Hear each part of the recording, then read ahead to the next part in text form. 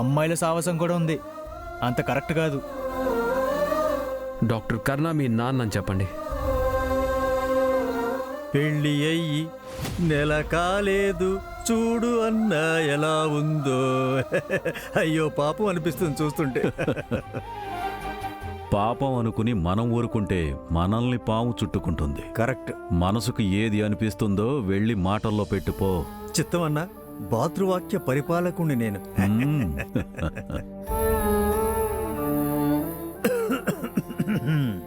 ఏంటమ్మా కూర్చున్నావు హాయిగా?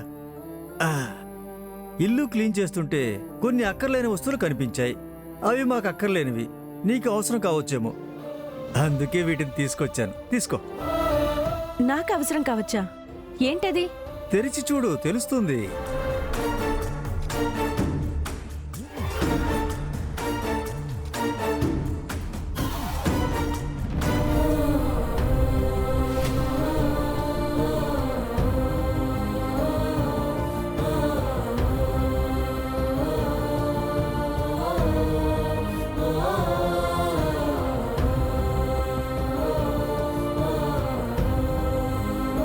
అందరికీ పెళ్లి ఫోటోలు చూసుకోవడం అంటే సంతోషం. నీకు చూడు ఉల్టా, అన్నిట్లో అవకతవకలే నీకు. కొన్ని తెచ్చుకోవడం అంటే ఇదేనేమో.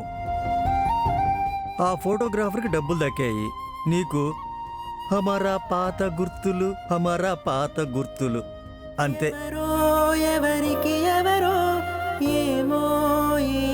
అయినా అంత తప్పు చేసావు నువ్వు. పెళ్లి మండపం నుండి చెప్పా పెట్టకుండా వెళ్ళిపోయాడు అతను పాపం. నాకు అనిపిస్తుంది వాడు నిన్ను ఇష్టపడడం అనేదే అబద్ధం. కానీ దానివల్ల నీకైతే మంచే జరిగింది కదా. హస్బెండ్ డాక్టర్, పెద్ద ఇల్లు, పేరు, ఆస్తి, అంతస్తు, పైగా హనీమూన్ కూడా అయిపోయింది. పుణ్యమంటారు.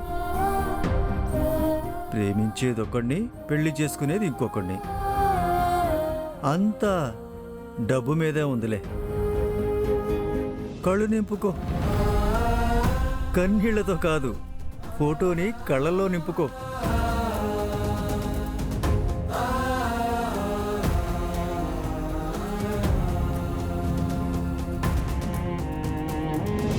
హమారా తొలి రాత్రి రావోయి చందమామ, అనుకున్నదొక్కటి అయినదొక్కటి, బుల్బుల్ పిట్ట.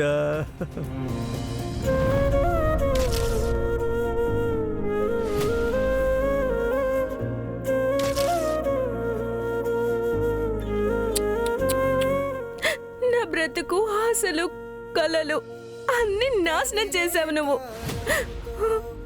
నీ జ్ఞాపకాలు కూడా అలాగే నాశనం అయిపోవాలి. పయనం సాగించు.